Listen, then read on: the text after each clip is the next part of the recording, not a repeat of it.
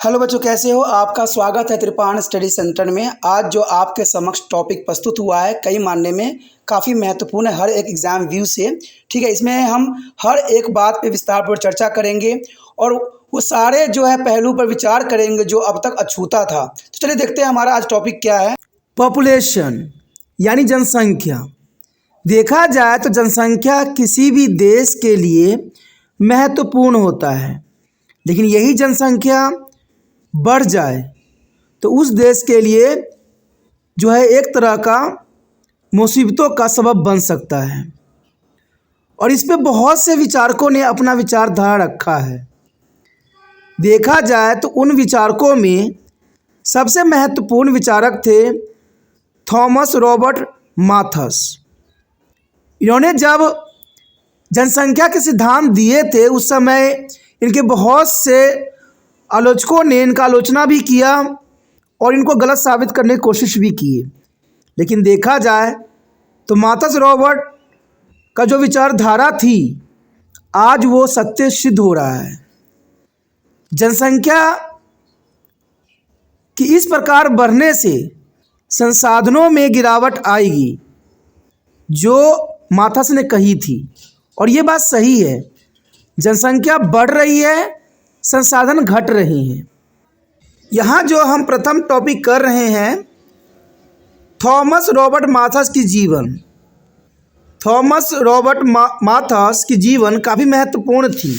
देखा जाए तो थॉमस रॉबर्ट माथस एक ब्रिटिश अर्थशास्त्री और जनसांख्यिकीविद थे। यानी देखा जाए तो ये अर्थशास्त्री के साथ साथ एक जनसंख्या पर अपना बहुत ही महत्वपूर्ण विचारधारा रखते थे। और इनके जन्म के आधार पर बताया जाए तो इनका जन्म जो है 13-14 फरवरी 1766 में रुकेरी डाकिया के पास सारे में हुआ था, और इनका मृत्यु इंग्लैंड में 29 दिसंबर 1834 में हुआ। देखा जाए थॉमस रॉबर्ट मार्शल एक ब्रिटिश अर्थशास्त्री थे। उन्होंने अपने समय काल में जनसंख्या पर बहुत ही गंभीरतापूर्वक विचारधारा रखी जो आज सच होती हुई नज़र आ रही है। देखा जाए तो अपने सिद्धांत के लिए ये जाने जाते थे और उनके समय की आर्थिक और विकासवादी विचारों पर बहुत प्रभाव पड़ा। यानी देखा जाए तो ये आर्थिक और विकासवादी विचारों पर इनका गहरा जो महत्व थी। समग्र रूप से उन्होंने माथेसियनवाद के रूप में जाना जाता है, क्योंकि इन्होंने माथस थे और माथेसियनवाद के रूप में इनको परिभाषित किया गया। थॉमस माथस रेविल्ड ह्यूस और जीन जैक्स रूसो जैसे दार्शनिक से काफ़ी प्रभावित और मजबूत उदार विचार वाले पिता के साथ एक समृद्ध परिवार में पले बढ़े। यानी देखा जाए तो थॉमस माथस डेविस ह्यूम्स और जीन जैक्स रूसो जैसे दार्शनिक एवं काफ़ी प्रभावित विचारधाराओं पिताओं के साथ इनका जो है लालन पालन हुआ। कहते हैं परिवार जब अच्छी होती है तो बच्चे का पालन पोषण भी उसमें सुनिश्चित होती है। युवा थॉमस की शिक्षा क्रेबियस के जीसस कॉलेज में भर्ती होने तक घर पर ही हुई। यानी जैसे दूसरे बच्चों का भी होता है कि उसका बचपन का शिक्षा घरों में ही प्राप्त होती है, इसी प्रकार थॉमस की भी देखा जाए तो शिक्षा जो है घर पर ही प्राप्त हुई। उसके पश्चात उनको जो है कैम्ब्रिज के जीसस कॉलेज में भर्ती करवाया गया, जहां उन्होंने लैटिन और ग्रीक पर जोर देने के साथ साथ विभिन्न विषयों का अध्ययन भी उन्होंने प्राप्त किया। उन्होंने 1788 में स्नातक की उपाधि प्राप्त की और 1791 में अपनी मास्टर डिग्री प्राप्त की। देखा जाए तो एजुकेशन को ये बहुत काफ़ी महत्वपूर्ण समझने लग गए थे। बाद में 1797 में उन्हें एंग्लिकन चर्च में पादरी के रूप में नियुक्त भी किया गया। यानी देखा जाए तो 1797 में उन्हें एंग्लिकन चर्च में पादरी के रूप में नियुक्त किया गया, जो कि काफ़ी महत्वपूर्ण बात है। 1805 में उन्होंने हेलोवेरी में ईस्ट इंडिया कंपनी कॉलेज में एक शिक्षक के रूप में काम करना शुरू किया। ये काफ़ी महत्वपूर्ण बात थी कि 1805 में उन्हें हेलोवेरी में ईस्ट इंडिया कंपनी के कॉलेज में एक शिक्षक के रूप में काम करना शुरू किया और 1800 19 में थॉमस माथर्स को रॉयल सोसाइटी के सदस्य के रूप में भी चुना गया और बाद में पॉलिटिकल इकोनॉमिक्स क्लब में भी शामिल हो गए, जहां उन्होंने डेविस रिकार्डो और जेम्स मिल जैसे अर्थशास्त्रियों के साथ काम साझा किया। और यही समय काल थी जहां पर उन्होंने जो है जनसंख्या पर विचारधारा अपनी रखी। माथर्स लंदन स्टैटिस्टिकल सोसाइटीज़ के सह स्थापक में से एक थे। इनकी हर एक कदम पे जो है आगे ये बढ़ रहे थे।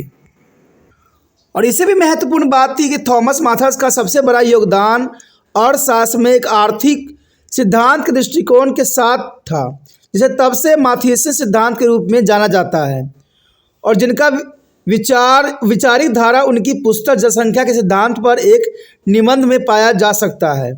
यानी देखा जाए तो थॉमस माथर्स का जो है अर्थशास्त्र में काफ़ी लगाव थी। उन्होंने आर्थिक सिद्धांत के दृष्टिकोण जो है अर्थशास्त्र में दी और इसके सिद्धांत को माथियसियन सिद्धांत के रूप में जाना जाता है। और इवन देखिए तो इनके पुस्तक में जो है जनसंख्या के सिद्धांत पर एक निबंध भी हमें प्राप्त होती है, क्योंकि यह समाज के भविष्य के सुधार को प्रभावित करता है। इसमें देखा जाए तो मिस्टर गैडविन एस कैडोरेसेट और अन्य लेखकों को अटकलों पर टिप्पणी के साथ इसे आमतौर पर जनसंख्या के सिद्धांत पर एक निबंध के रूप में जाना जाता है, जो इनका सबसे प्रभावशाली काम थी। देखा जाए तो जनसंख्या की अत्यधिक वृद्धि, गरीबी और अकाल जैसी सामाजिक घटनाओं के संदर्भ में उनके दृष्टिकोण को जो है असभ्यता और यहाँ तक कि क्रूरता के कारण इस पुस्तक ने अपने समय के अर्थशास्त्रियों और वैज्ञानिक का बहुत ध्यान आकर्षित किया। क्योंकि देखा जाए तो इनके पुस्तक में जो जनसंख्या की अत्यधिक वृद्धि के दर्शाया गया था और गरीबी और अकाल का जो है घटनाक्रम की वर्णन की गई थी, सभी अर्थशास्त्रियों को जो है उनके विचारधाराओं से ने आकर्षित किया और ये काफ़ी महत्वपूर्ण बात थी। देखा जाए तो थॉमस माथर्स ने अपने जीवन काल में जनसंख्या की जो थ्योरी दी वो कहीं ना कहीं आने वाला भविष्य में एक बहुत बड़ा मील का पत्थर साबित हुआ और ये सच है। यहाँ पर जो हम कर रहे हैं काफ़ी महत्वपूर्ण टॉपिक है माथर्स का जनसंख्या सिद्धांत। देखा जाए तो माथर्स का जनसंख्या सिद्धांत काफ़ी महत्वपूर्ण है। थॉमस रॉबर्ट माथर्स ब्रिटेन के निवासी थे और इतिहास तथा शासकीय ज्ञाता थे। उन्होंने वर्ष 1796 में प्रकाशित अपने प्रिंसिपल ऑफ पॉपुलेशन नामक निबंध में एक और तो जनसंख्या की वृद्धि एवं जनसंख्या परिवर्तन यानी डेमोग्राफी चेंज के ऊपर अपना चिंता व्यक्त किया, तो दूसरी ओर संस्कृति एवं आर्थिक परिवर्तन का उल्लेख भी किया। उनका व्यवहार मानवीय, क्योंकि वह सदा ही मानव कल्याण के बारे में ही सोचते रहते थे। देखा जाए तो माथर्स का बेशकली जन्म ब्रिटेन में हुआ, लेकिन इनका मेन मोटिव जो था जनसंख्या कंट्रोल करने के विषय में थी और इन्होंने जो पुस्तक 1796 में प्रकाशित हुई प्रिंसिपल ऑफ द पॉपुलेशन, ये काफ़ी महत्वपूर्ण थी, जिसमें उन्होंने जनसंख्या की वृद्धि एवं जनसंख्या परिवर्तन को बहुत ही सहज रूप में बताने की कोशिश किया और दूसरी ओर उन्होंने संस्कृति और आर्थिक परिवर्तन का भी इसमें उल्लेख किया। देखा जाए तो माथर्स ने उस समय इस बात पर चिंता व्यक्त की कि जनसंख्या में होने वाली वृद्धि का मानव पर बहुत ही गहरा प्रभाव पड़ेगा और ये बात सत्य सिद्ध भी हुई, क्योंकि जब उन्होंने जनसंख्या में होने वाली वृद्धि का मानव पर पड़ने वाले प्रभाव के बारे में समझाने का प्रयास किया, उस समय किसी भी व्यक्ति ने उनके विचारों पर जो है सहमति नहीं हुए, क्योंकि उस समय जनसंख्या वृद्धि दर बहुत ही कम थी और बहुत से विचारकों ने इनकी बातों को ठुकरा दिया। और यह सभ्यता है कि जनसंख्या तथा संसाधनों के बीच गहरा संबंध है, क्योंकि जैसे जैसे जनसंख्या बढ़ेगी संसाधन कम होते चले जाएंगे। और इसी बात को माथर्स ने यहाँ समझाने की कोशिश की कि जनसंख्या जिस प्रकार से बढ़ रही है उसी प्रकार से जो है प्राकृतिक संसाधन घटते जा रहे हैं। इसलिए यहाँ पर माथर्स ने एक बात साफ किया कि जनसंख्या तथा संसाधनों के बीच बहुत ही गहरा संबंध है। परंतु माथस ने संसाधन शब्द के स्थान पर जीवों प्रजनन के साधन का प्रयोग किया। लेकिन सबसे बड़ी बात यहाँ पर थी कि माथस ने यहाँ पर संसाधन शब्द का उपयोग नहीं किया, क्योंकि उस समय संसाधन शब्द अछूता था।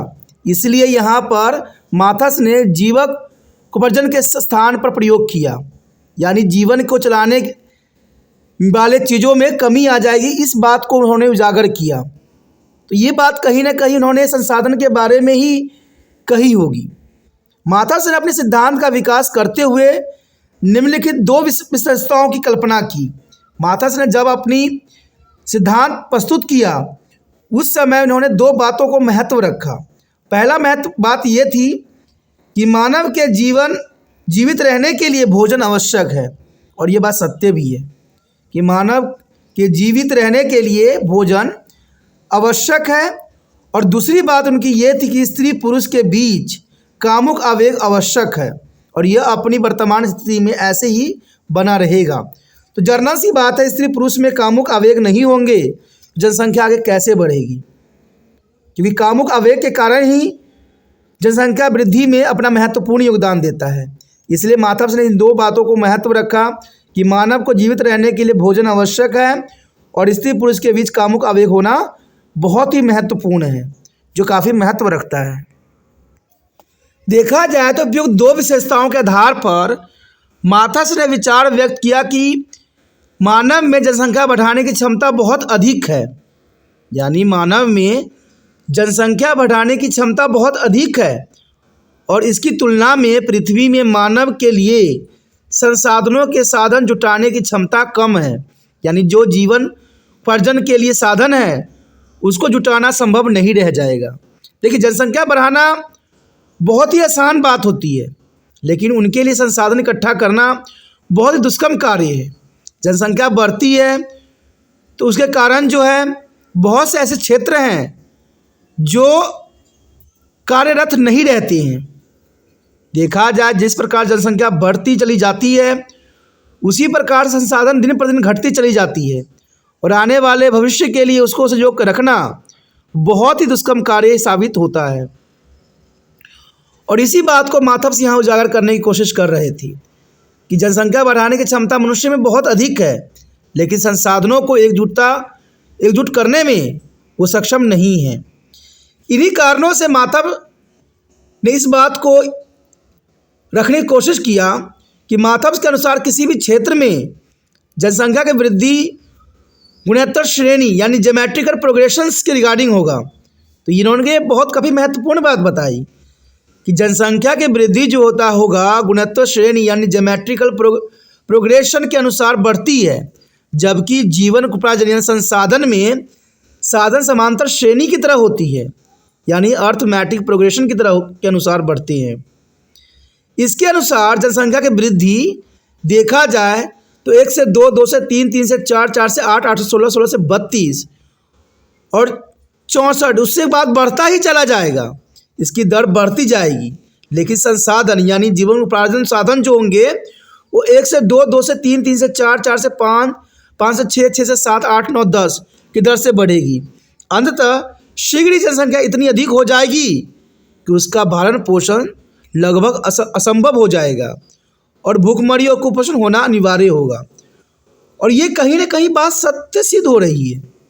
देखा जाए तो जनसंख्या जो है ज्योमेट्रिकल प्रोग्रेशन की तरफ बढ़ती चली जा रही है, और जो इनके संसाधन हैं इन जनसंख्या के पालन पोषण के लिए उनका वृद्धि दर जो देखा जाए तो अर्थमैटिक प्रोग्रेशन की तरह यानी समांतर श्रेणी की तरह बढ़ रही है। तो ये बात माथस ने काफ़ी महत्वपूर्ण बात बताई है। माथस इस बात को मानते थे कि प्रत्येक 25 वर्ष के बाद जनसंख्या दुगनी हो जाती है, और ये बात कहीं ना कहीं सत्य सिद्ध हुआ। माथस ने जो यहाँ पर सिद्धांत दी थी वो काफ़ी महत्वपूर्ण था, और उनके विचार के अनुसार 25 वर्ष के बाद जनसंख्या दुगनी हो जाती है, इसमें कोई दो राय नहीं है। देखा जाए तो 2 शताब्दियों में जनसंख्या और भरण पोषण के साधनों में जो अंतर देखने को मिलेगा वो अंतर होगा 256 तथा 9 और 30 शताब्दी में जो है बढ़ जाएगी 4096 और 13। तो देखा जाए तो यहाँ पर जनसंख्या और भरण पोषण में बहुत बड़ा अंतर आ जाएगा, इसमें कोई दो राय नहीं है। आपने देखा होगा जहाँ पर 1 2 4 6 4 से 8 की वृद्धि हो रही है, तो वहीं पे जो है संसाधन की वृद्धि 1 2 3 4 हो रही है। और इसमें कोई दो राय नहीं है कि जहाँ पर जनसंख्या 256 रहेगी, वहीं पर संसाधनों की जो वृद्धि दर होगी वो 9 रह जाएगी। और जहाँ पर जनसंख्या 4096 रहेगी, वहाँ पर भरण पोषण की जो आवश्यकताएं रहेगी 13 ही रह जाएगी। तो देखा जाए तो 2000 वर्षों में ये अंतर लगभग अनिश्चित हो जाएगा, जहाँ पर जीवन यापन करना किसी भी व्यक्ति के लिए संभव नहीं रहेगा। और ये सोचने वाली बात है, विचार करने वाली बात है कि जनसंख्या इसी दर से बढ़ती रही तो आने वाला समय में क्या दशा होगी। और इस बात को माधव भली भांति समझते थे। अंततः उत्पादन चाहे कितनी भी बढ़ जाए, जनसंख्या की वृद्धि दर उससे ज़्यादा ही अधिक रहेगी। और ये बात सत्य है। हम जितना मर्जी उत्पादन बढ़ा लें, जितना मर्जी हम रूल रेगुलेशन बना लें, लेकिन इन रूल रेगुलेशनों के ऊपर जनसंख्या बहुत बड़ी भारी पड़ेगी। क्योंकि आज के समय अगर हम वर्तमान की बात करें तो देखा जाए हमारी जनसंख्या 144 करोड़ हो गई है और हम विश्व में नंबर 1 हो गए हैं। और ये जनसंख्या दिन पर दिन बढ़ती ही चली जा रही है। देखा जाए तो हमसे आगे चाइना था, लेकिन चाइना आज पीछे रह गई है।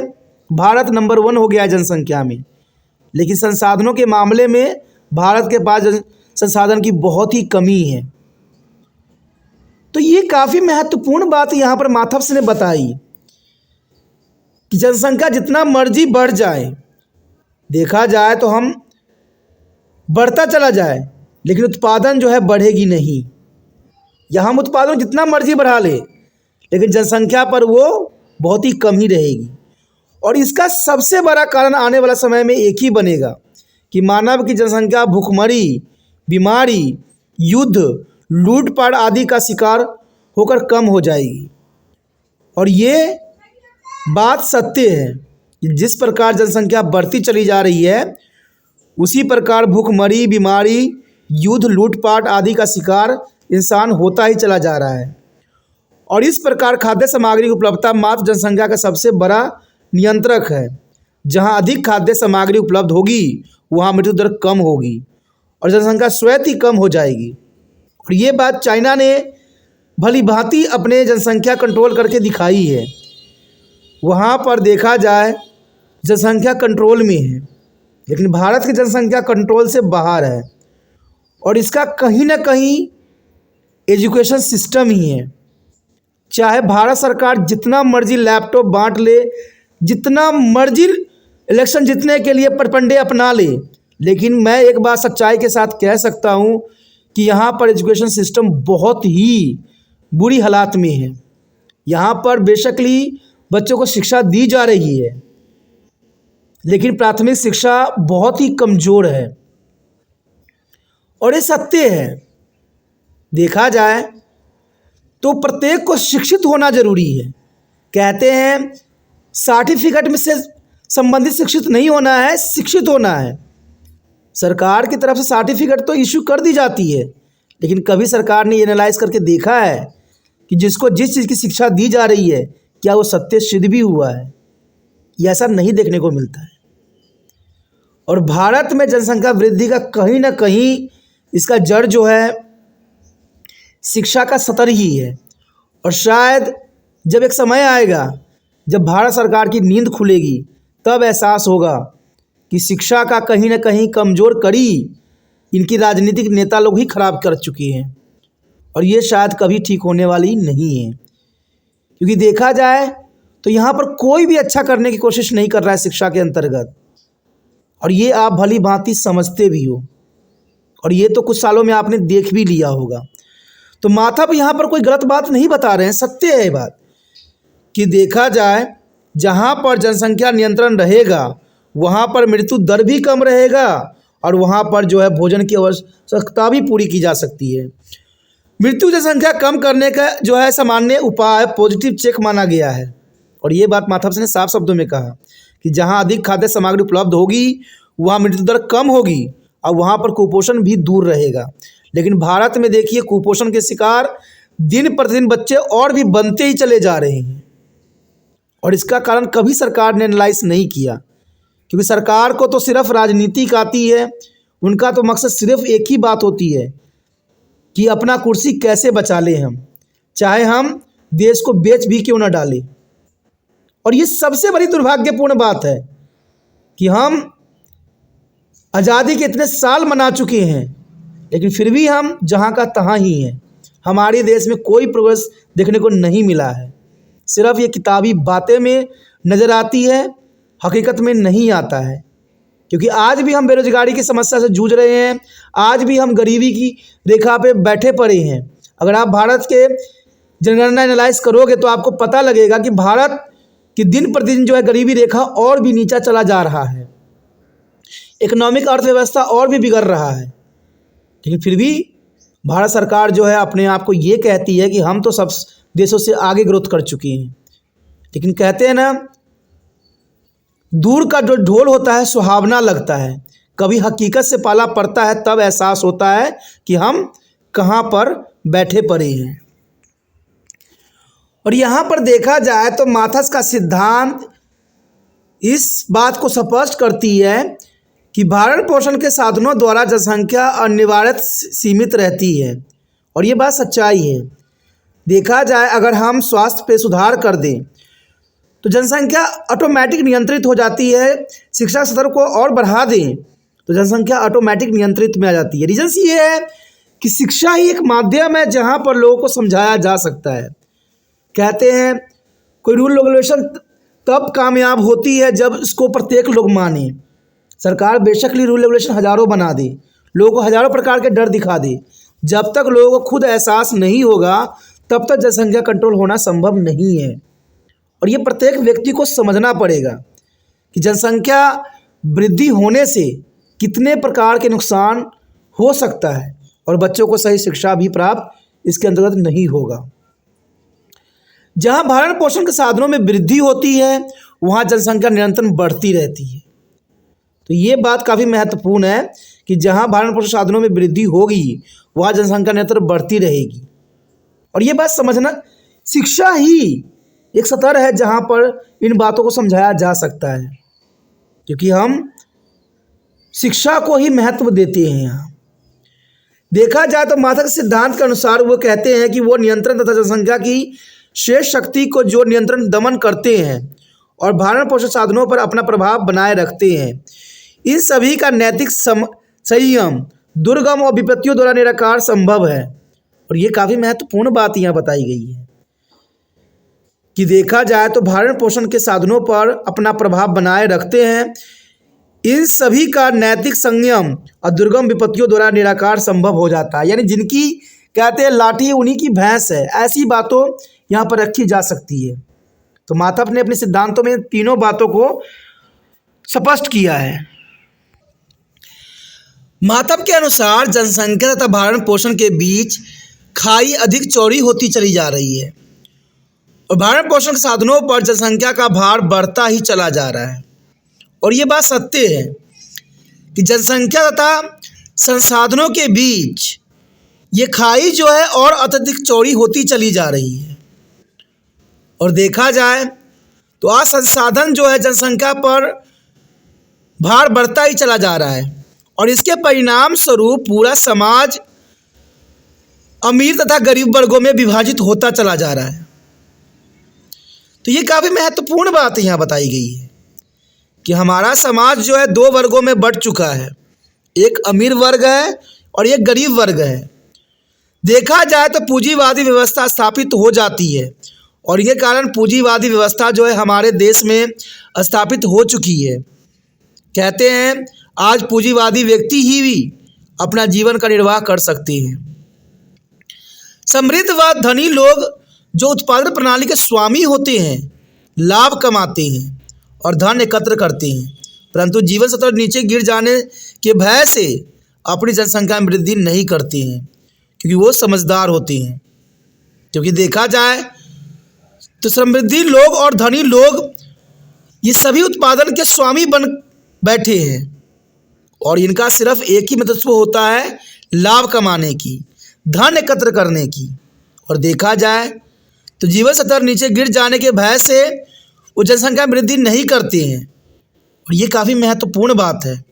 देखा जाए अगर ये खाई को हम अगर दूर कर दें तो हमारी जनसंख्या ऑटोमेटिक कंट्रोल हो जाएगा। ये बात माथस का मानना था।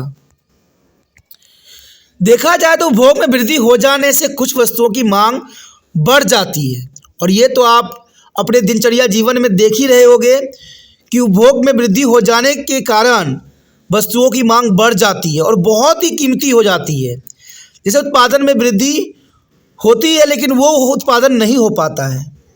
माथस ने पूंजीवादी समाज और पूंजीवादी अर्थव्यवस्था का आधार पर समर्थन किया है कि यदि पूंजी निर्धनों में बांट दी जाए तो यह पूंजी उत्पादन प्रणाली निवेश के उपलब्ध नहीं होगी और इस प्रकार धनी निरंतर धनी होते जाएंगे और निर्धन, जिनमें श्रमिक वर्ग भी सम्मिलित है, और निर्धन होते जाएंगे। और माथस ने यह सही कहा है कि आज के समय काल में धनी वर्ग धनी होते चले जा रहे हैं और निर्धन और श्रमिक वर्ग जो है निर्धन से निर्धन होते चले जा रहे हैं। क्योंकि देखा जाए बेशक निर्धन लोग जितने मर्जी कमा लें, कहते हैं वस्तुओं की मांग और कीमत बढ़ती चली जाएगी, जिसको सिर्फ अमीर वर्ग के लोग ही खरीद सकते हैं, धनी वर्ग ही खरीद सकते हैं। लेकिन श्रमिकों के लिए 2 वक्त की रोटी जुटाना भी बहुत ही दुष्कर्म कार्य हो जाता है।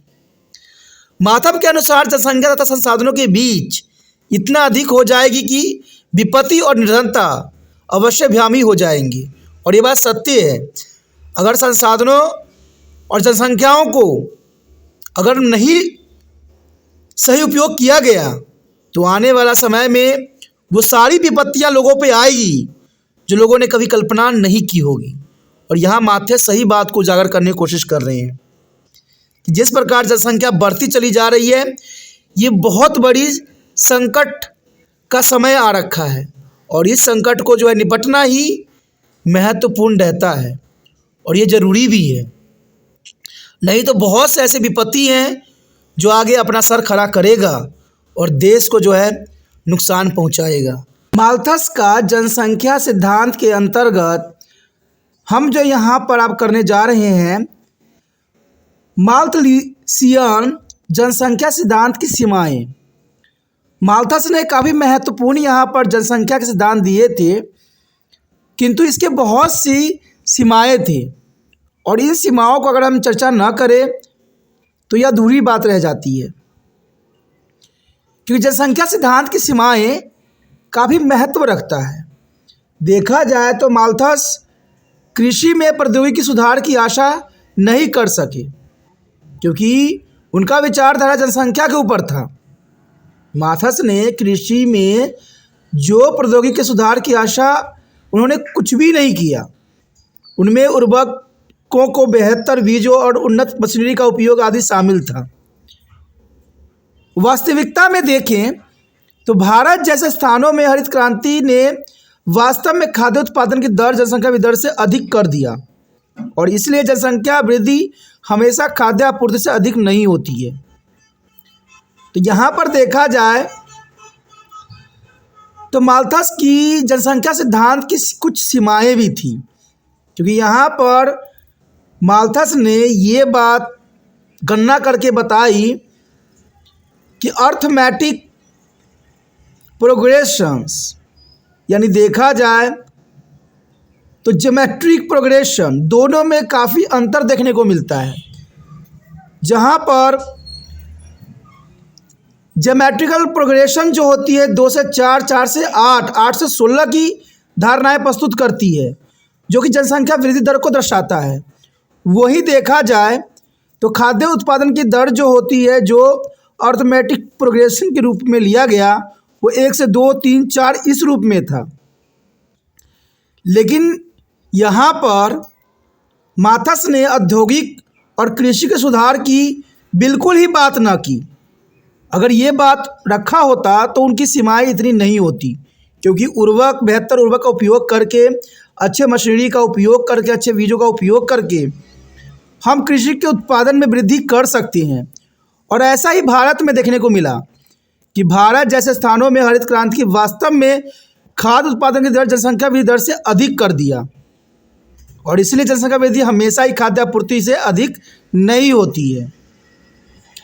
माल्थेसी सिद्धांत इंग्लैंड तक ही सीमित था और उसे देश में कृषि उद्देश्य के लिए भूमि की अनुपलब्धता और परिणाम कम कृषि उपज पर आधारित था। क्योंकि ये बात यहाँ पर माल्थस ने महत्वपूर्ण बताई, क्योंकि जहाँ पर वो निवास करता था वहीं के बारे में ही सोच थी। लेकिन दुनिया में क्या हो रहा है इस बात में माल्थस ने नहीं अनुसरण किया।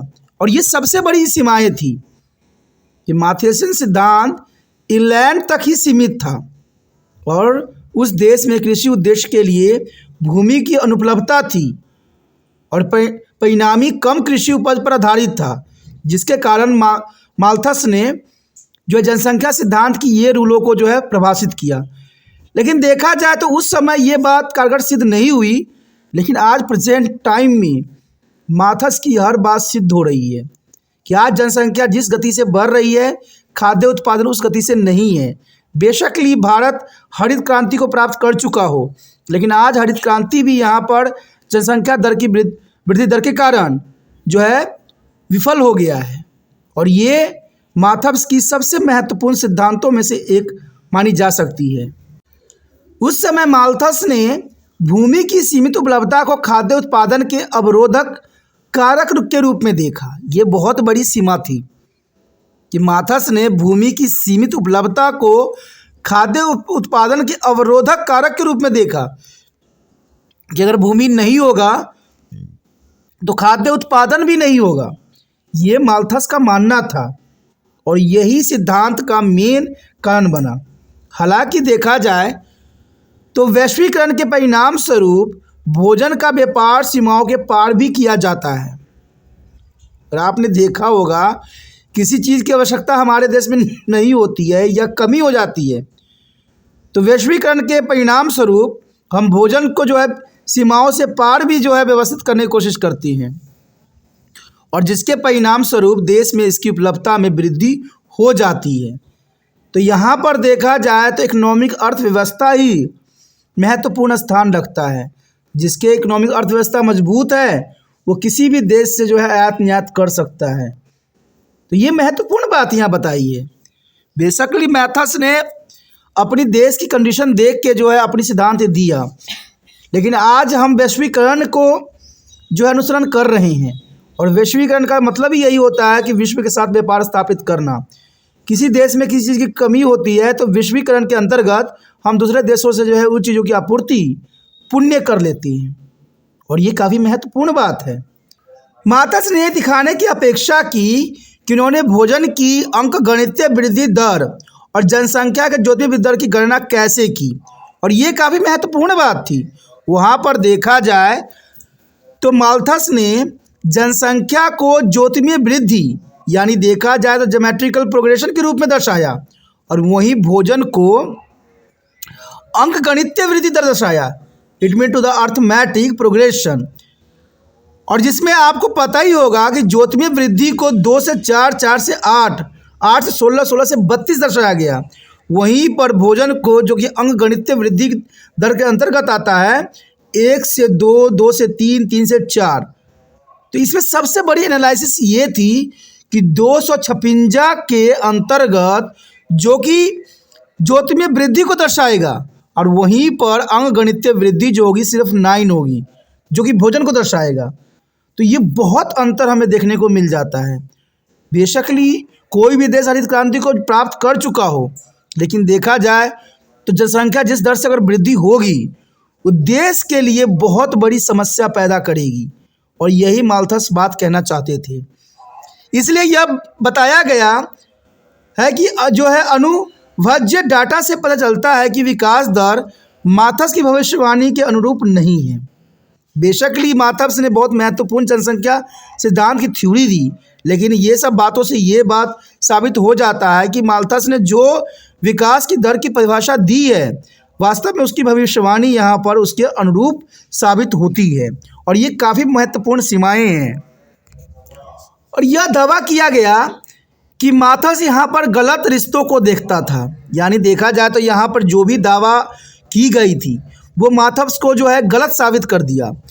जनसंख्या और खाद्यापूर्ति के बीच संबंध कमज़ोर है। जनसंख्या और खाद्यापूर्ति के बीच यहाँ पर संबंध कमज़ोर है और यही संबंध जनसंख्या और देश की संपत्ति के बीच में है। इसका कारण यह है कि यदि किसी देश के पास पर्याप्त भौतिक संपदा है, भले ही वह अपनी आबादी को खिलाने के लिए घरेलू स्तर पर पर्याप्त भोजन नहीं उगा सकता है, तो वह भोजन आयात करके उन्हें खिला सकता है। जैसे ग्रेट ब्रिटेन अपने भोजन का एक बड़ा हिस्सा जो है आयात करता है। ये बात कहीं ना कहीं सत्य है और ये बात काफ़ी महत्वपूर्ण बात है। यही बात जो है यहाँ पर माथस को गलत साबित करता है कि भौतिक संपदा भी काफ़ी महत्वपूर्ण होती है।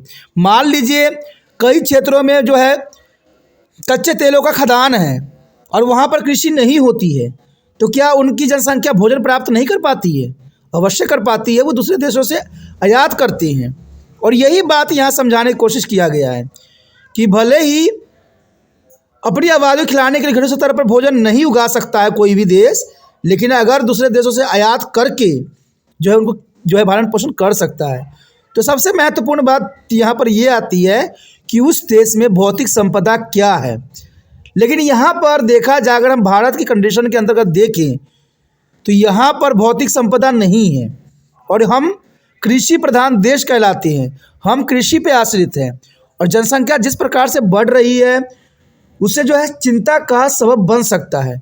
बेशक यहाँ पर माथस को हम गलत साबित कर दें, लेकिन यहाँ पर भारत के अंतर्गत जो है माथस को गलत साबित करना संभव नहीं है, क्योंकि माथस ने जो भविष्यवाणी की वो कहीं ना कहीं आज भारत पे जो है प्रभाव देखने को मिल रहा है।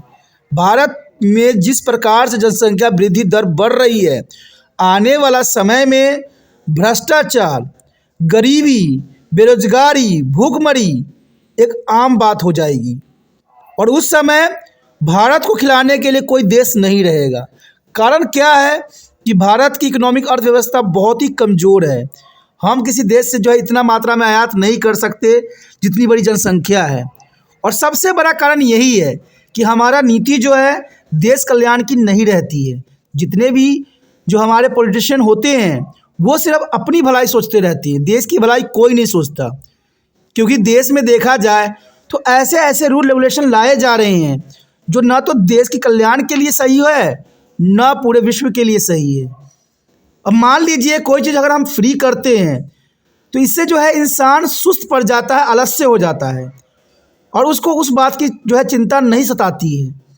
आज देखिए जो प्राथमिक चीज़ें हैं, शिक्षा है, एजुकेशन है। आप ये सोचिएगा कि भारत में एजुकेशन जो है बहुत सस्ती है। यहाँ पर 8वीं क्लास तक बच्चों को फ्री पढ़ाई जाती है। लेकिन आपको क्या लगता है कि बच्चे 8वीं तक पढ़ के जीवन को सभी सुख प्राप्त कर सकेंगे जो उनको चाहिए? नहीं ना। लेकिन जैसे ही वो अगले क्लास में जाते हैं उन पे पैसे की बोझ पड़ जाती है। और मैं आपको दावा के साथ बता सकता हूँ कि सबसे महंगी एजुकेशन जो है भारत में ही है। आप देख सकते हो कि एजुकेशन सिस्टम की जो समस्या बढ़ती चली जा रही है। आज आम गरीब बच्चे जो हैं अच्छे एजुकेशन प्राप्त नहीं कर सकती और ये सच्चाई है। तो इसका मतलब कहीं ना कहीं भारत सरकार का एक उद्देश्य इसमें घर कर गई है कि भारत को जो है अनपढ़ बनाने की साजिश हो रही है। तभी तो देखा जाए कि पढ़ने लिखने के सामानों को इतनी महंगाई के रूप में डाल दिया है कि भारत के बच्चे जो हैं पढ़ने में सक्षम नहीं हो पाएंगे। कहते हैं छोटे क्लास में पढ़ के क्या आप दुनिया को जीत सकोगे? संभव नहीं है। तो सबसे महत्वपूर्ण बात है कि भारत की अर्थव्यवस्था को मजबूत किया जाए, क्योंकि हमारे पास कहते हैं भौतिक सामान नहीं है, लेकिन सबसे महत्वपूर्ण बात है जनसंख्या है। तो जनसंख्या को अगर अच्छे एजुकेशन मिलेगा, अच्छा स्वास्थ्य मिलेगा, तभी जो है जनसंख्या कुछ हमारे लिए फ़ायदेमंद साबित हो सकती है। आगे यहाँ पर माथस कहते हैं कि माथस ने जनसंख्या वृद्धि को केवल जन्म दर से जोड़ा है, जबकि विश्व दर जो है जनसंख्या वृद्धि दर में भी गिरावट के कारण बढ़ी है। तो ये बात भी महत्वपूर्ण है कि यहाँ पर जो है माथस की लिमिटेशन इसी बात पे रहती है कि माथस ने जनसंख्या वृद्धि दर को केवल जन्म दर पे जोड़ा है। उन्होंने उसकी जो है दूसरी कड़ी को नहीं जोड़ पाए कि विश्व स्तर में जनसंख्या मृत्यु दर में गिरावट के कारण भी बढ़ जाती है। मान लीजिए अगर अच्छा स्वास्थ्य है, अच्छा खान पान है, अच्छे रहन सहन है, तो ऑटोमेटिक जो है यहाँ पर मृत्यु दर में गिरावट आ जाएगी, जिसके कारण जनसंख्या बनी रहेगी। तो माथस ने जन्म दर को महत्व दिया लेकिन मृत्यु दर को महत्व नहीं दिया। ये सबसे बड़ी जो है माथस का जो है परिसीमा मानी जा सकती है। इवन देखे तो चिकित्सा क्षेत्र में प्रगति के परिणाम स्वरूप भी इसको सुधारा जा सकता है। तो माथस ने सिर्फ यहाँ पर जन्म दर को ही महत्व रखा और इसके परिणाम स्वरूप जो है उन्होंने चिकित्सा, मृत्यु दर में गिरावट और अच्छे स्टाइल, अच्छे जीवन जीने की पद्धतियों को सामने नहीं रख पाए। यहाँ पर जो हम कर रहे हैं माल्थस का जनसंख्या सिद्धांत, जो काफी महत्वपूर्ण टॉपिक है, इसके अंतर्गत हमारे समक्ष आया है माल्थुसियन सिद्धांत की आलोचनाएं। देखा जाए तो माल्थुसियन सिद्धांत की बहुत सी आलोचनाएं हुई और ये काफी महत्व रखता है। जनसंख्या को माल्थुसियन सिद्धांत पर 19वीं और 20वीं शताब्दी के दौरान व्यापक रूप से चर्चा और आलोचना की गई और इसका आलोचना कुछ कारणों से हुई। इन आलोचनाओं को प्रकाश यहाँ पर डाली जा रही है जो महत्वपूर्ण है। आखिर 19वीं 20वीं शताब्दी में जनसंख्या का जो सिद्धांत दी गई थी माल्थस के अंतर्गत, उसको किन कारणों से आलोचना की गई। तो पहला यहाँ कारण यही बनता है कि सिद्धांत का गणितीय रूप गलत है। जो सिद्धांत यहाँ पर दी गई थी अर्थमैटिक्स और ज्योमेट्रिक्स, उसको यहाँ पर गलत सिद्ध की गई। क्या कारण था? माल्थस सिद्धांत का गणितीय सूत्रीकरण की 25 वर्ष में खाद्य आपूर्ति अंकगणितीय प्रगति में बढ़ती है। ठीक है, 25 वर्ष में खाद्य आपूर्ति में अंकगणित में बढ़ती है और जनसंख्या ज्योतिर्मय गणित में बढ़ता है। ये तो आपने समझ लिया होगा। और वंजन रूप से सिद्ध नहीं हुई है। अगर देखा जाए तो अनुभवी रूप से ये बात सिद्ध नहीं हुई है, बल्कि खाद्य आपूर्ति अंकगणित प्रगति से अधिक बढ़ गई है। देखा जाए तो यहाँ पर यह बात बताई जा रही है कि जनसंख्या जितनी बढ़ी नहीं है उससे अधिक जो है खाद्य बढ़ गई है। लेकिन आज के समय में देखा जाए तो ये बात गलत है। आज देखिए जनसंख्या बढ़ रही है, खाद्य आपूर्ति घट रही है और ये सच्चाई है। और देखा जाए तो जनसंख्या वृद्धि ज्योतिर्मय प्रगति नहीं हुई है, जिससे कि 25 वर्ष में जनसंख्या दुगनी हो सके। ये बात जिस समय लिखी गई थी तो उस समय ये बात रही होगी, लेकिन आज इस बात को सफलता सिद्ध नहीं की जा सकती है। लेकिन ये आलोचना मुद्दे से परे है, क्योंकि माल्थस ने अपने निबंध के पहले संस्करण में अपने सिद्धांत को स्पष्ट करने के लिए अपने गणितीय सूत्रीकरण का उपयोग किया और उसे अपने दूसरे संस्करण में हटा दिया। बाद में माल्थस को जिस समय ये किताब छापी गई उस समय उसको लगा, पहले तो उन्होंने बता दिया था लेकिन बाद में अपने दूसरे संस्करण में उस बातों को हटा दिया था, अंकगणितीय की बातें। तो ये पहली आलोचना यहाँ पर दर्शाई गई है। लेकिन बेशक लिए अंकगणित जो माल्थस ने बताई, आज भविष्य में इस बात की सार्थकता सत्य सिद्ध हो रही है। चलिए देखते हैं दूसरी आलोचना क्या है। दूसरी बात यहाँ पर यही आती है कि नए क्षेत्र के खुलने की भविष्यवाणी करने में विफल। आखिर नए क्षेत्र के खुलने की भविष्यवाणी कैसी थी?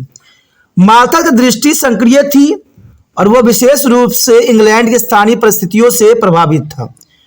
यानी देखा जाए तो माल्थस का जो भी प्रभाव पड़ा वो इंग्लैंड की परिस्थितियों के कारण ही प्रभाव पड़ा और वो ऑस्ट्रेलिया, संयुक्त राज्य अमेरिका, अर्जेंटीना के नए क्षेत्रों खुलने की भविष्यवाणी करने में वो विफल रहे, जहां कुंवारी भूमि की व्यापक खेती के कारण भोजन का उत्पादन बढ़ गया। लेकिन जिस समय ये बात बताई गई वो उस समय की थी, क्योंकि वहां पर कुंवारी भूमि थी जिसके कारण भोजन का उत्पादन बढ़ा। परिणाम स्वरूप यूरोप महाद्वीप पर इंग्लैंड जैसे देशों के सस्ते भोजन की प्रचुर आपूर्ति प्रदान की गई। यानी उस समय यूरोप महाद्वीप पर इंग्लैंड जैसे देशों के सस्ते भोजन की आपूर्ति प्रदान की गई। मैं आपको एक बात यहाँ पर अवगत करा देना चाहता हूँ कि इंग्लैंड जो है अपनी भोजन आपूर्ति को पूरा करने के लिए पूरे विश्व को जो है कॉलोनियलिज्म के चपेट में धकेला था। और इसका कहीं ना कहीं कारण यहाँ पर माथस का ही जो है चिंता का विषय थी, क्योंकि उस समय पूरे देश में व्यापार करना इंग्लैंड को इस बात को सुचालक था कि वहाँ पर खान पीन की बहुत कमी थी, और इसी कारण से माथप्स ने इस प्रकार की दृष्टिकोण वहाँ पर बताई। और यह परिवहन के साधनों में तेजी सुधार करने का संभव हुआ कि वो विश्व के किसी भी कोने में जाके वहाँ पर खाद्य आपूर्ति की जा सकी, और इंग्लैंड ने इसी बात का अनुसरण भी किया। एक ऐसा कारक जिसे माथस ने लगभग नज़रअंदाज कर दिया था। किसी भी देश की भूखमरी और दुख से डरने की जरूरत नहीं है अगर वह इन दिनों अपनी बढ़ती आबादी के लिए पर्याप्त उत्पादन नहीं करता है। देखिए, बात इतना सा है कि अगर आपकी इकोनॉमिक अर्थव्यवस्था भी कमज़ोर है और आपके भोजन पदार्थ भी कमी है तो उस देश को चिंता करना ही पड़ेगा। बेशक नए क्षेत्र में खुलने की भविष्यवाणी यहाँ पर विफल था माथस का, लेकिन माथस ने जो बात यहाँ पर कही वो कहीं ना कहीं महत्वपूर्ण थी, क्योंकि जिस समय माथस ने ये किताब लिखी थी उस समय इंग्लैंड की परिस्थिति थी, और इंग्लैंड में ऐसी परिस्थिति थी कि वहाँ पर भोजन तक भी नहीं मिलता था लोगों को। इसलिए इंग्लैंड के लोग दूसरे देशों पे जाके दूसरे देशों पे कब्जा करके जो है वो कोलिज्म करते थे, व्यापार करते थे, जिससे अपने देश में जो है खाद्य आपूर्ति किया जा सके। इसी कारण से माथस ने दूसरे देशों के ऊपर ध्यान केंद्रित नहीं हो सका। तो देखते हैं अगला क्या बात कही गई है। आगे है, एक निश्चित अवधि के लिए एक स्थानिक आर्थिक कानून लागू किया गया। ये माथस का जो है क्रिटिलिज्म का तीसरा पॉइंट रहा कि माथस की धारणा है कि खाद्य आपूर्ति अंकगणितीय प्रगति में बढ़ती है, जो बात हमने एनालाइज की थी।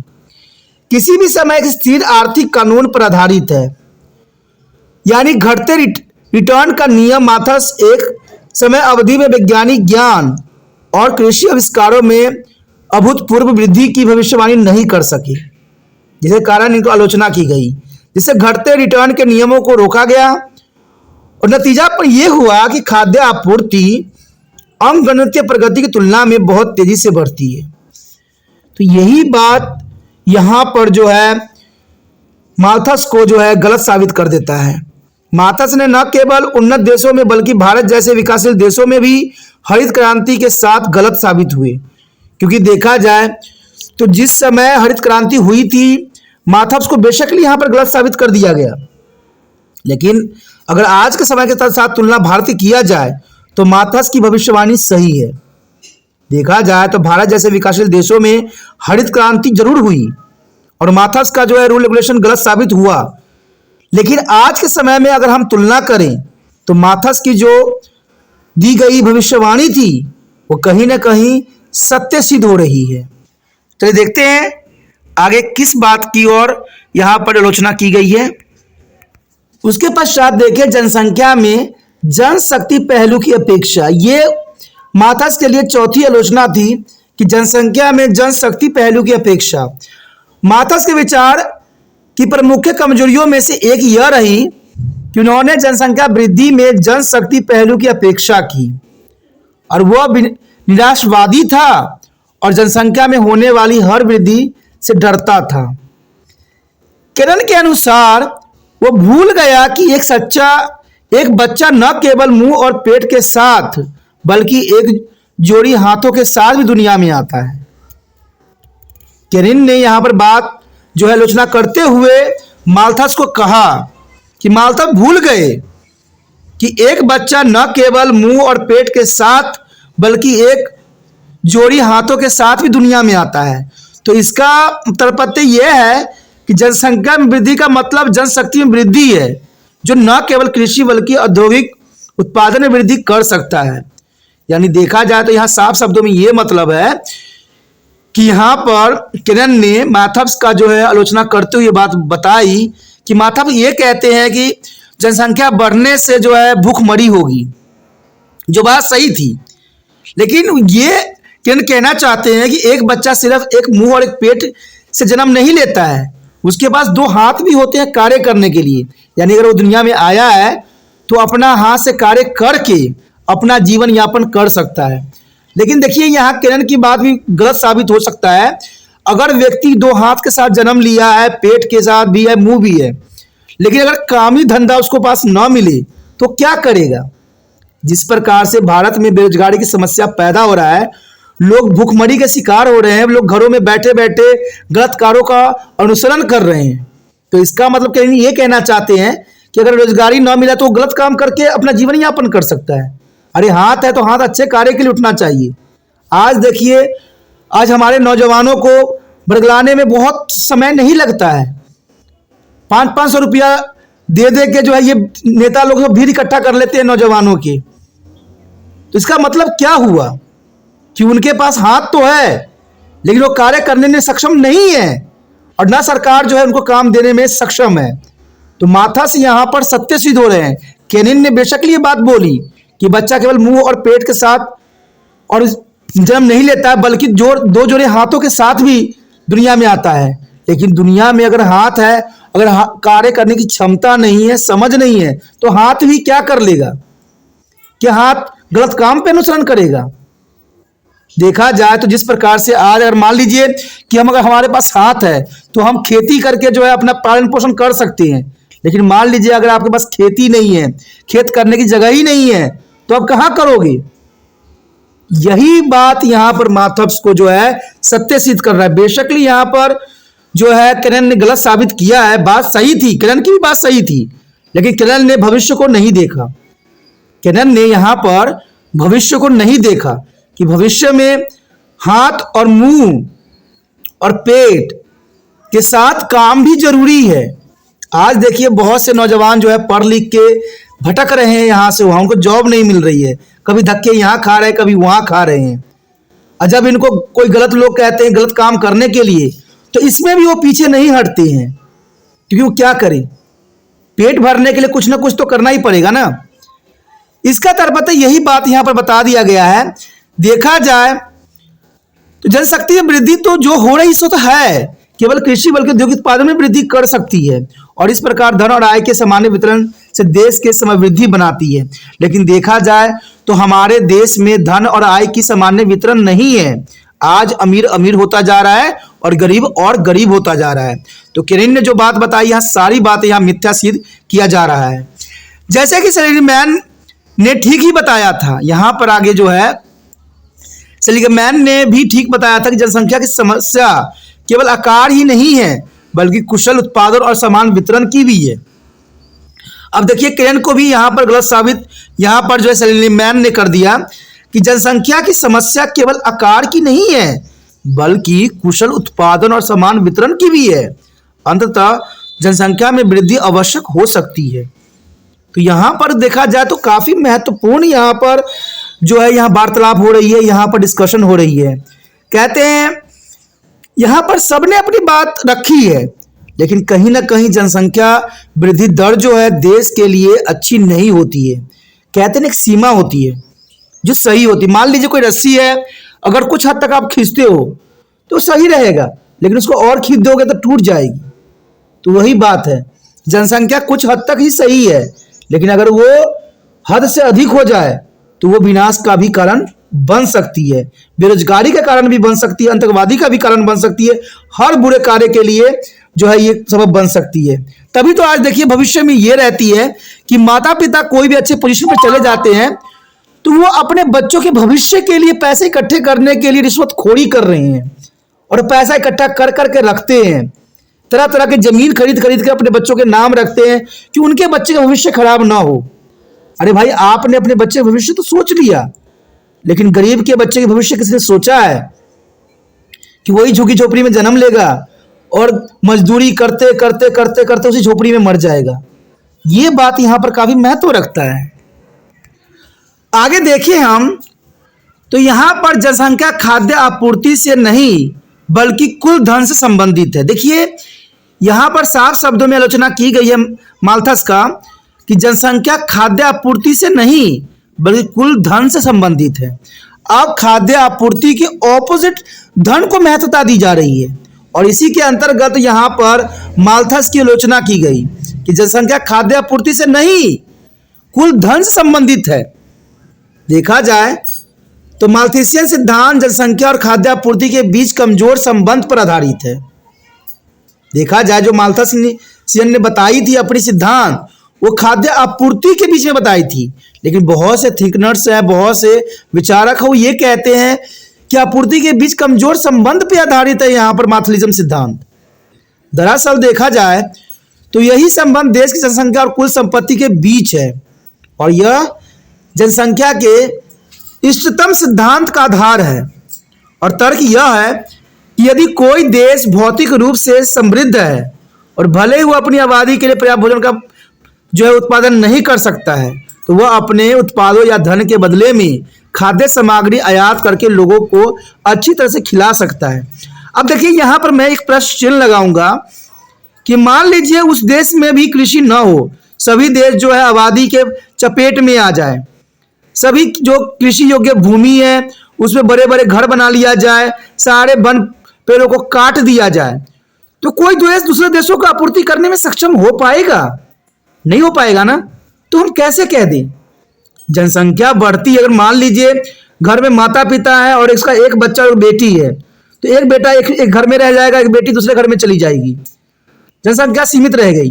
लेकिन वही 5-5, 3-3 बच्चे होंगे, 4-4 बच्चे होंगे किसी घर में, तो उनके लिए दूसरा घर भी बनाना पड़ जाएगा, और दूसरे घर के लिए जमीन चाहिए, और उस जमीन पे आपको पता है कृषि हो रही थी, तो वो तो कृषि खत्म हो जाएगी ना। तो आप दूसरे देशों को कैसे आपूर्ति कर पाओगे? देखा जाए तो आज कृषि जो है सिर्फ संसाधनों पर नहीं टिकी हुई है, आज बहुत से कारक ऐसे भी हैं जो कृषि को नष्ट करने के लिए पर्याप्त होते हैं। तो ये मान लीजिए धन बेशकली आपके पास बहुत होगा, तो यही बात यहाँ साफ हो जाता है ना कि जिसके पास धन होगा वही जिंदा रह सकता है, तो आम गरीब तो यहाँ खत्म हो जाएगा। यहाँ पर बेशकली आलोचना की गई है कि हम जिसके पास धन, यहाँ पर लिखा भी है साफ शब्दों में कि धन के बदले में खाद्य सामग्री आयात करके लोगों को अच्छी तरह से खिला सकता है। लेकिन भाई साहब, अगर गरीबों के पास धन न रहा तो आप कैसे जो है गरीबों के पेट पाल दोगे?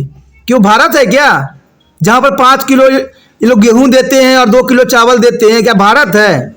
और इनको क्या लगता है कि 2 किलो में उनके पूरा परिवार खा लेता होगा?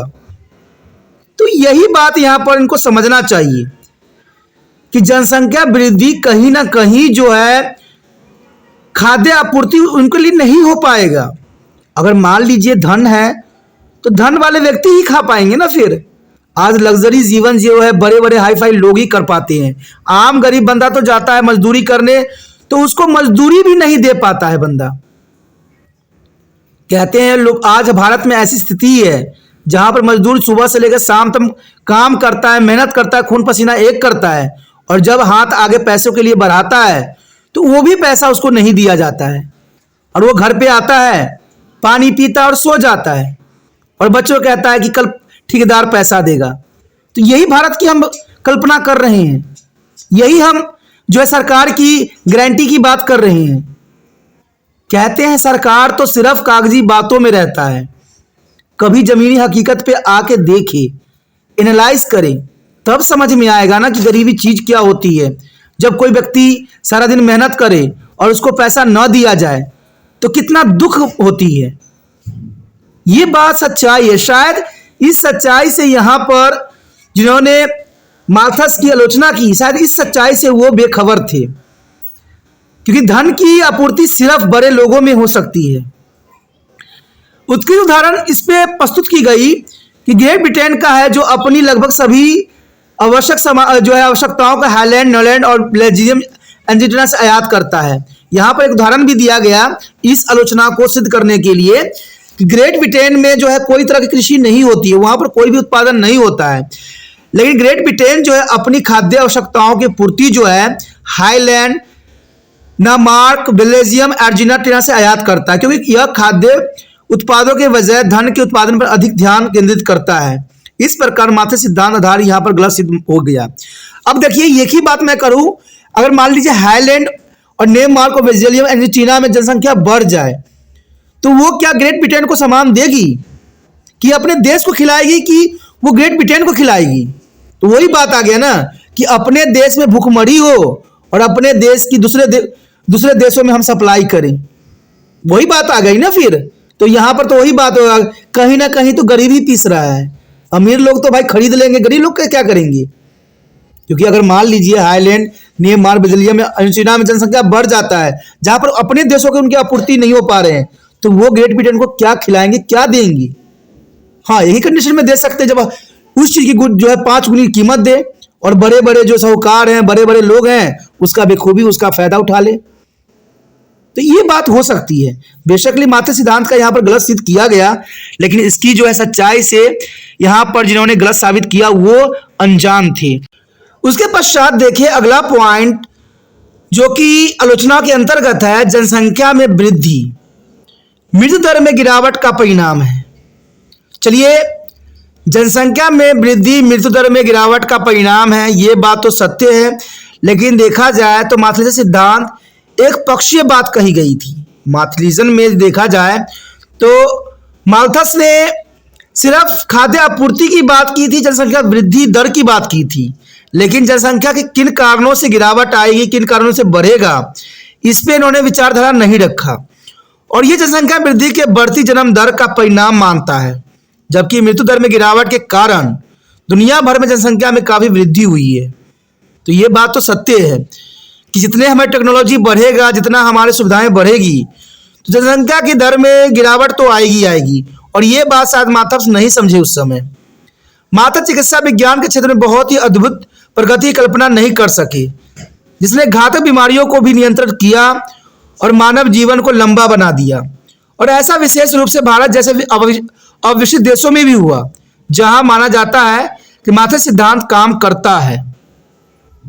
तो ये बात तो सत्य है, लेकिन फिर भी देखा जाए बेशकली स्वास्थ्य में सुधार हुआ है, बीमारियों में हम नियंत्रण पा लिए हैं, लेकिन जो जनसंख्या बढ़ने की विचारधारा से आगे बढ़ रहा है और भारत जैसे अविकसित देश, तो वहां पर जनसंख्या जो है आज माथर्स के रूल को भी तोड़ दिया है।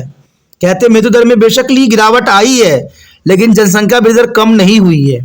भारत में चंद सेकेंडों में जो कई बच्चे जन्म लेते हैं, यानी पर सेकेंड जो है बच्चे जन्म लेते हैं, और आज विश्व में ये प्रथम स्थान हासिल कर चुका है।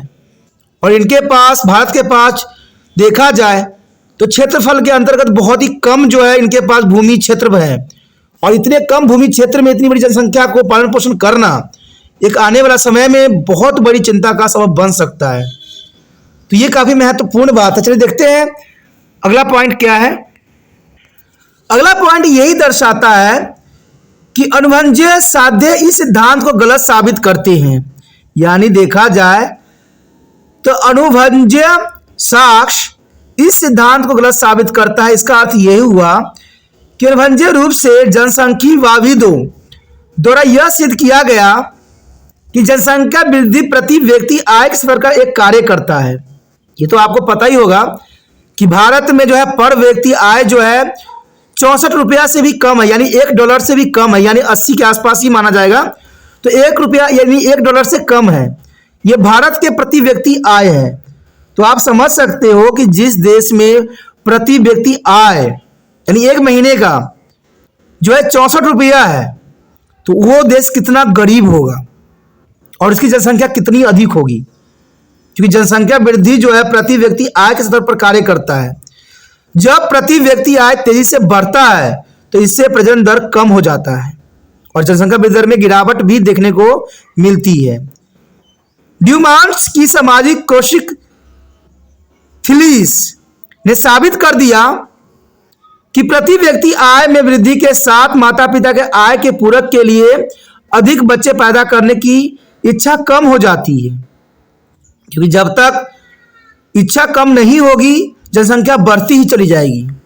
जब लोग उच्च जीवन स्तर के आदी हो जाते हैं तो एक बड़े परिवार का पालन पोषण करना एक महंगा मामला बन जाता है। तो बात यहाँ सही है, अगर हम भारत जैसे विकासशील देशों में अगर यहाँ पोषण की स्तर बढ़ा दें, लोगों की स्टैंडर्ड बढ़ा दें, तो शायद कुछ किया जा सकता है।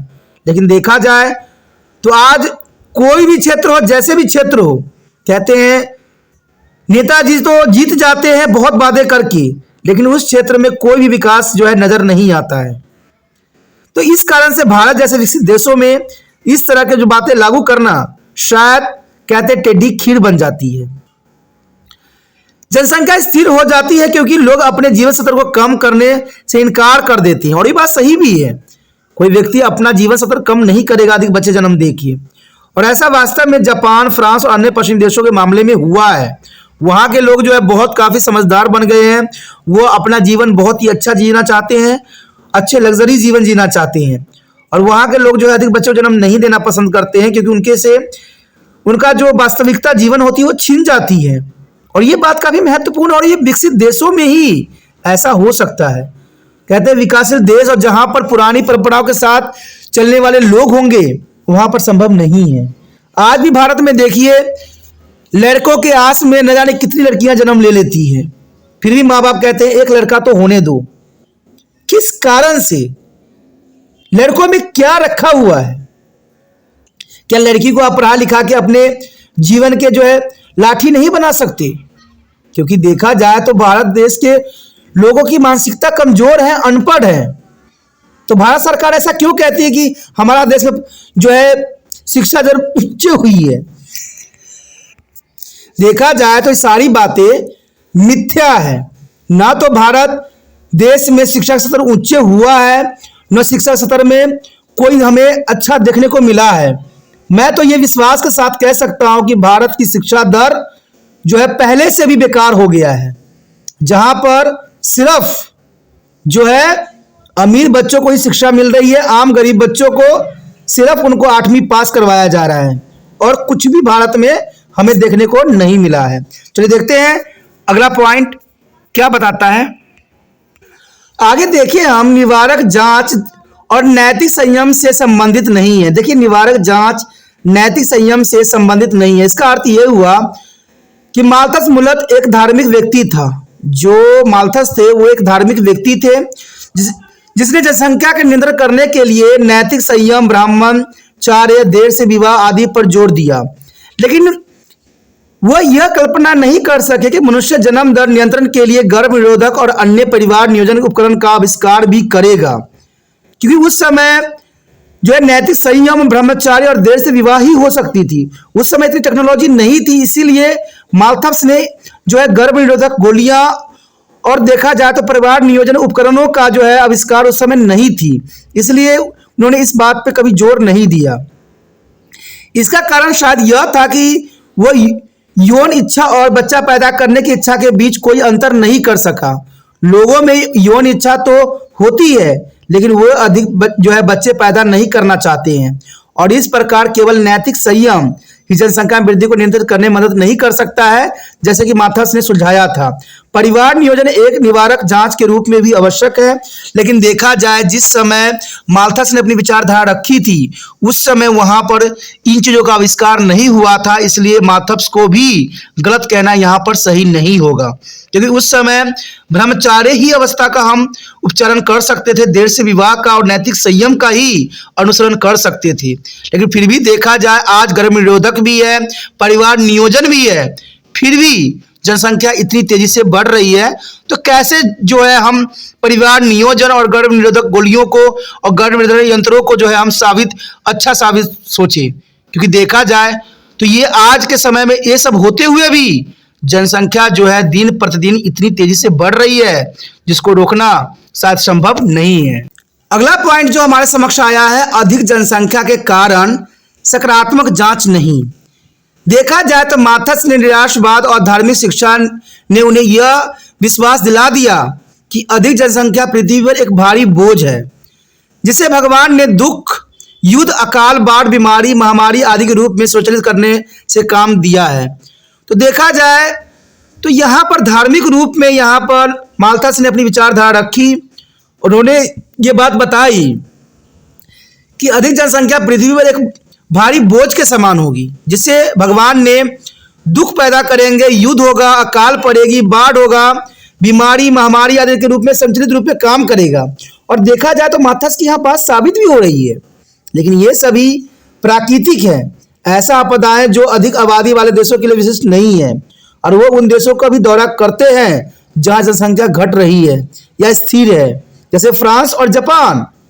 तो देखा जाए हमारे पूरे विश्व के साथ आज संबंध है, और इन्हीं कारणों से माल्थस का जो ये सिद्धांत काफी निराशवादी थी। चलिए देखते हैं अगला सिद्धांत क्या है। उसके पश्चात आता है माल्थस एक झूठा पैगंबर। देखा जाए तो माथस को बहुत से लोग एक पैगंबर के रूप में भी जानने लग गए थे, लेकिन ये बात कहीं ना कहीं गलत सिद्ध हुआ। माथलिजम सिद्धांत उन देशों पर लागू नहीं होता है जिनके लिए यह प्रतिपादित किया गया था, यानी जिस देश के लिए बनाया गया था उन देशों पर माल्थुसियन सिद्धांत लागू नहीं होता है। पश्चिम यूरोप देशों में माल्थस के होबा और निराशावाद पर काबू पा लिया गया है, जिनकी यह भविष्यवाणी की यदि ये देश निवारक जांच के माध्यम से जनसंख्या वृद्धि को रोकने में विफल रहे तो दुख उनका पीछा करेगा, जन्म दर में गिरावट आएगी और खाद्य आपूर्ति की पर्याप्त और कृषि और औद्योगिक उत्पादन वृद्धि में गलत साबित हुए। इस प्रकार माथस झूठा भविष्यवाणी सिद्ध हुआ। यानी देखा जाए तो माथस से कई भविष्यवाणी जो थी झूठी साबित हुई, लेकिन कई बातें जो थी सही भी थी। देखा जाए तो बहुत से आलोचकों ने अपने विचारधारा रखे हैं। देखिए, कोई भी आलोचक होता है उसकी अपनी विचारधारा होती है और वो प्रेजेंट और भविष्य दोनों को लेकर चलती हैं, और जो काफी महत्वपूर्ण है। माथस ने उस समय अपने देश के विषय में ही अपना सिद्धांतों को प्रतिपादित किया, पूरे विश्व को उन्होंने एनालाइज नहीं किया, क्योंकि इनकी बातें कहीं कहीं पर सिद्ध भी हो रही है और कहीं कहीं झूठी भी साबित हो रही है। लेकिन देखा जाए तो यहाँ पर एक बात तो साबित हो जाता है कि कोई भी देश हो, कोई भी हो समय काल, कहते हैं जब तक हम रूल रेगुलेशन नहीं करेंगे, सिस्टमैटिक नहीं चलेंगे, ना तो देश की कल्याण होगा, ना जनसंख्या वृद्धि कम होगा, और न ही हमारा देश जो है आज़ाद होगा। कहते हैं आज़ादी का मतलब ये नहीं होता है कि हम जो है खुला में घूम सके, जीवन जी सके। आज़ादी का मतलब होता है कि हम अच्छे जीवन भी जी सके, जिसमें हम किसी चीज़ की हमें तकलीफ ना हो। तो देखा जाए भारत बेशकली आज जो है कहते गुलामी की जंजीर काट दिया है, लेकिन आज गरीबी, भूखमरी, अनपढ़ता, इन सब की जो है जंजीरों में जकड़ गया है। और सबसे भयंकर जंजीर जो है लालच की जंजीर है, जहां पर इनको हर एक नेता लालच के जंजीरों में कसते चले जा रहे हैं, और भारत के लोग समझना की कोशिश भी नहीं कर रहे हैं कि ये लालच की जो जंजीर है उनको दिन पर दिन जो है कमजोर करता जा रहा है, और भारत देश को जो है विकसित होने की जगह पर अविकसित देश रहने के लिए बाध्य कर रहा है। तो ये सब बातें काफी महत्वपूर्ण है। देखिए, माथस के अगर रूल रेगुलेशन को हम एनालाइज करें, समझने की कोशिश करें, जाने, तो बहुत कुछ हम समझ सकते हैं, बहुत कुछ जान सकते हैं, बहुत कुछ इसमें है, लेकिन समझने की जरूरत है। कहते हैं बच्चे तो पढ़ लेते हैं लेकिन समझते नहीं है वास्तविकता को। कहते हैं जो वास्तविकता को समझता है वो ही आगे बढ़ता है। यहाँ जो हम टॉपिक कर रहे हैं काफी महत्वपूर्ण है, माथस का जनसंख्या सिद्धांत। माल्थस का जनसंख्या सिद्धांत के अंतर्गत हमारा यहाँ पर टॉपिक आया है जनसंख्या के माथुसियन सिद्धांत का महत्व। देखा जाए तो माल्थस ने जनसंख्या की जो सिद्धांत प्रस्तुत किया उसके बहुत से सीमा भी थे, बहुत से आलोचनाएं भी थी, लेकिन देखा जाए तो कुछ महत्व भी थे। कहते हैं एक सिक्का के दो पहलू होते हैं, कभी भी हम किसी चीज़ को एक तरफ से नहीं देख सकते। उसकी हम अगर सीमाओं को देख रहे हैं, आलोचनाओं की देख रहे हैं, गुण देख रहे हैं, तो महत्व भी देखना पड़ेगा। और यही बात यहाँ पर सत्य सिद्ध होता है कि हमने माल्थस की सीमा आलोचना तो देखी। कहते हैं माल्थस का सिद्धांत कई कारणों से महत्वपूर्ण था और इसमें कोई दो राय नहीं है।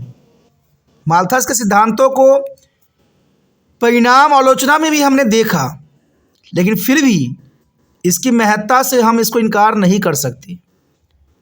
इसने जनसंख्या वृद्धि की संकल्पना के तरीकों में क्रांतिकारी परिवर्तन ला दिया, क्योंकि जनसंख्या वृद्धि संकल्पना जो माल्थस ने दी वो काफ़ी महत्वपूर्ण थी। और देखा जाए तो आज के समय में ये कल्पना कई हद तक जो है सिद्ध भी हो चुकी है। तो यहाँ पर देखा जाए क्या पता माल्थस भविष्य को देख के अपनी थ्योरी दे रहे हों, क्योंकि जिस तरह से उस समय हालात थी, आने वाला समय में वो हालात और भी विकट और समस्यापूर्ण बन सकती थी। इसलिए माल्थस ने इस तरह के सिद्धांत दिया। बेशकली यहाँ पर उनकी सीमाएं और आलोचनाओं करने वालों की कमी नहीं है, लेकिन आज उनकी बातों को सभी व्यक्ति स्वीकार भी करती हैं। और यह स्वीकार किया गया कि लोक कल्पना से जो है कल्याण से संबंधित था। यानी जो भी यहाँ माल्थस ने अपनी जनसंख्या सिद्धांत वृद्धि के सिद्धांत दिया, आज सभी लोग ये मानने को विवश हो चुके हैं कि ये सारे के सारे थ्योरी जो दी गई थी देश की कल्याण से संबंधित थी। माल्थस के सिद्धांतों ने लोगों की जनसंख्या पर खाद्य आपूर्ति और भोजन की उपलब्धता को प्रभावों पर विचार करने के लिए मजबूर किया, क्योंकि जिस प्रकार से जनसंख्या दर बढ़ती चली जा रही है, देश में जो है खाद्य आपूर्ति और भोजन की उपलब्धता काफ़ी प्रभावित हो रही है। आज विश्व से आयात करना भी बहुत ही दुष्कर्म कार्य बनता जा रहा है। ये कोई देश अपने ही देश को नहीं खिला पा रहा तो दुनिया को क्या खिलाएगा। आज देखिए सभी देश जो है इंडस्ट्रियलाइजेशन अर्बनाइजेशन में लिप्त हो चुका है, लेकिन कृषि में कोई भी देश जो है संलग्न नहीं है। आज जनसंख्या जिस प्रकार से बढ़ती चली जा रही है, खाद्य आपूर्ति में बहुत बड़ा गिरावट आया है और खाद्य पदार्थ की वो गुणवत्ता नहीं रहती है जो गुणवत्ता पहले के समय में थी। आज देखिए हर खाद्य पदार्थ में मिलावट से मिलावट भरी पड़ी है, और जब कंपनियों से बात की जाती है कि खाद्य पदार्थ में आप इतनी मिलावट क्यों करती हो, तो कहते हैं हमारे जो है सामान की खपत बहुत अधिक तेज़ी से हो रही है, तो हमें कहीं ना कहीं से तो आपूर्ति करना ही पड़ेगा। और इन्हीं कारणों से आज डुप्लीकेटो चीज़ों की जो है हमारे मार्केट में भरमार पड़ी हुई है और सरकारें जो है आंख बंद करके बैठी पड़ी है, और इससे लोग कई तरह के मानसिक बीमारियों के शिकार होते जा रहे हैं, जो हमारे समाज में आए दिन देखने को मिलता है। तो माल्थस सिद्धांत ने लोगों की जनसंख्या खाद्य आपूर्ति या भोजन की उपलब्धता के प्रभावों को विचार करने के लिए मजबूर किया, लेकिन जनसंख्या वृद्धि के अन्य सिद्धांतों के लिए मार्ग जो है प्रशस्त कर दिया। यानी आने वाला समय में जिन्होंने जनसंख्या वृद्धि दर को परिभाषित किया, उसको गणना किया, उनके लिए माल्थस का जो ये सिद्धांत थी वो एक मार्ग प्रशस्त थी, यानी मार्गदर्शन का कार्य करता था, जिसमें एथर वेसरूप भी शामिल थे।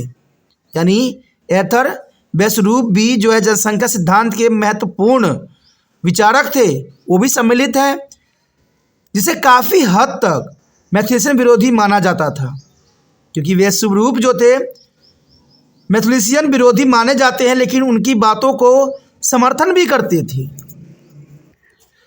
अपने बड़े पैमानों पर निराशवादी दृष्टिकोण के बावजूद भी माल्थस सिद्धांत ने लोगों को अधिक जनसंख्या के नकारात्मक प्रभाव के बारे में शिक्षित किया। देखा जाए तो जैसे हमने यहाँ पर विचारकों का विचार देखा, इससे तो यही बात समझ में आती है कि निराशवादी दृष्टिकोण जो है माल्थस ने दी, लेकिन कहते हैं कोई चीज़ निराशवादी नहीं होती है।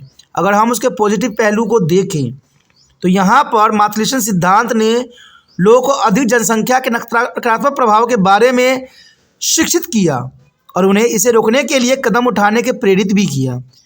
देखा जाए तो समय रहते अगर कदम न उठाया गया तो कहते हैं ये बहुत बड़ा जो है संकट का सबब बन सकता है, और इस तरह इसका असर सार्वजनिक नीतियों पर पड़ा। उदाहरण के लिए भारत राज्य स्तर पर परिवार नियोजन अपनाने वाले पहले देशों में एक था।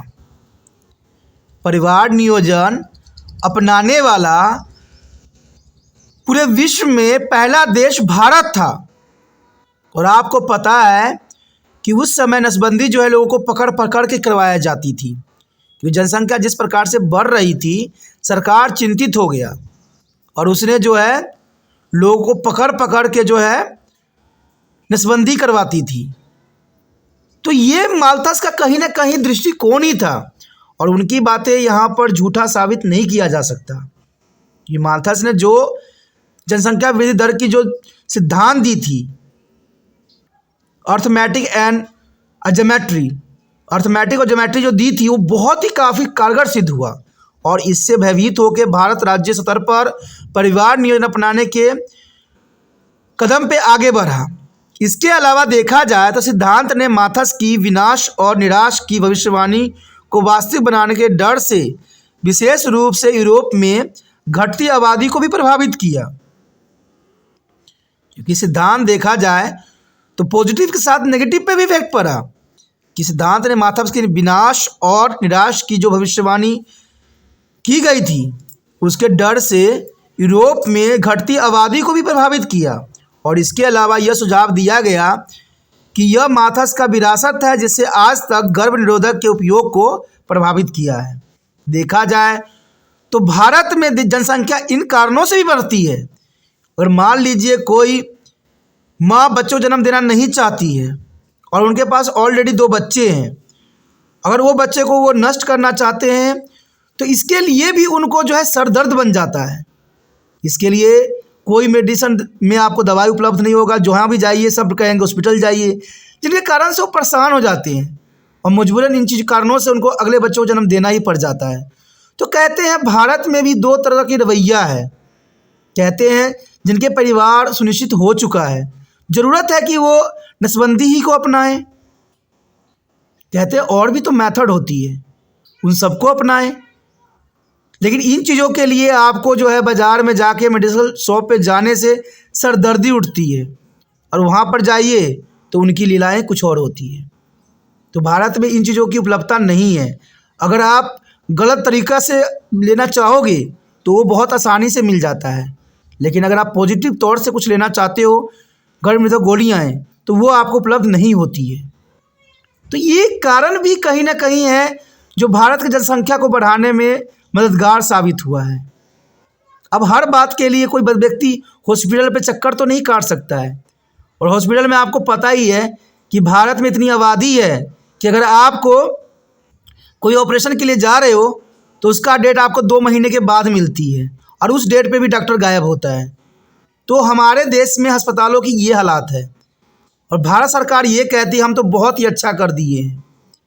सिर्फ कागजी बातों से दुनिया नहीं चलती है, हकीकत पे उतर के देखिए तब एहसास होगा। जहाँ पर आपका हाथ पड़ जाता है वो व्यक्ति तो ऑटोमेटिक जो है अरबपति बन जाता है, लेकिन जिस व्यक्ति पर आपका हाथ नहीं पड़ता है उसकी क्या दशा होती है, कभी आपने सोचा है? तो ये बात यहाँ काफ़ी महत्व रखता है। देखा जाए तो ये काफ़ी महत्वपूर्ण बात है। मान लीजिए सरकार ने आयुष्मान कार्ड बना दिया है, तो अगर आप कोई भी प्राइवेट हॉस्पिटल में चले जाओगे तो पता क्या कहते हो, ये आयुष्मान कार्ड के हैं, फ्री वाले बंदे हैं, इनका इलाज करेंगे, बाद में कोई प्रॉब्लम नहीं है। तो आपने तो सब कुछ बर्बाद कर दिया है। लोगों को लालच दिखा दिखा के लोगों को तो बर्बाद कर चुके हो आप।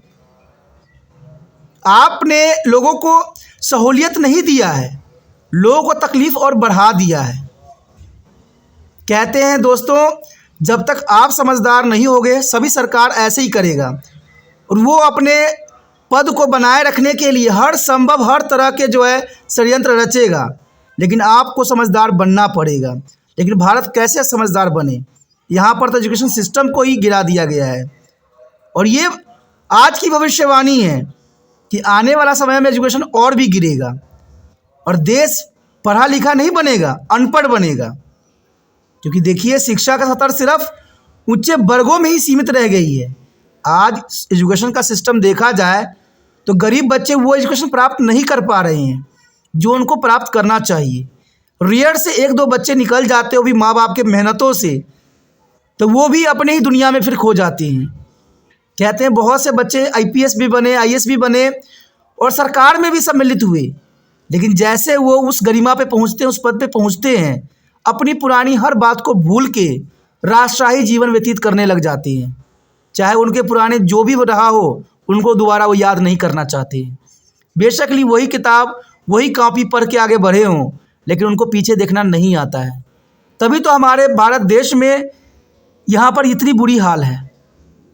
कहते हैं अगर कानूनी बातों में एक बार पढ़िएगा तो आपका जीवन में जो है आपके चप्पलें घिस जाएगी, और ये सच्चाई है, इससे हम मुंह मोड़ नहीं सकते हैं। यहाँ पर देखा जाए तो यही बात यहाँ माथस भी कहते हैं कि माथस की विरासत है जिसमें आज तक गर्भ निरोधक के उपायों को प्रभावित किया है। और इसके अलावा माथस के सिद्धांत ने डैनविस और पिग्रो जैसे अन्य शोधकर्ताओं के सिद्धांतों में भी शामिल किया गया है।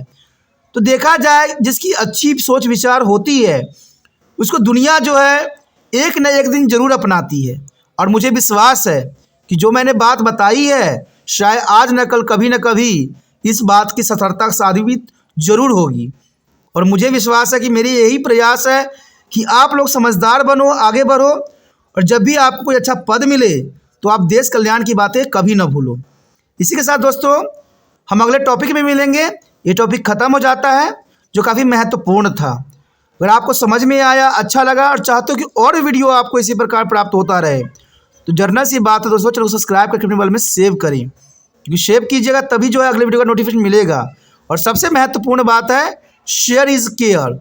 जितना हो सके इस वीडियो को जरूर शेयर करें, जिससे हर बच्चों को जो है वास्तविकता पता लगे और हमारा देश का जो भविष्य सुनिश्चित हो।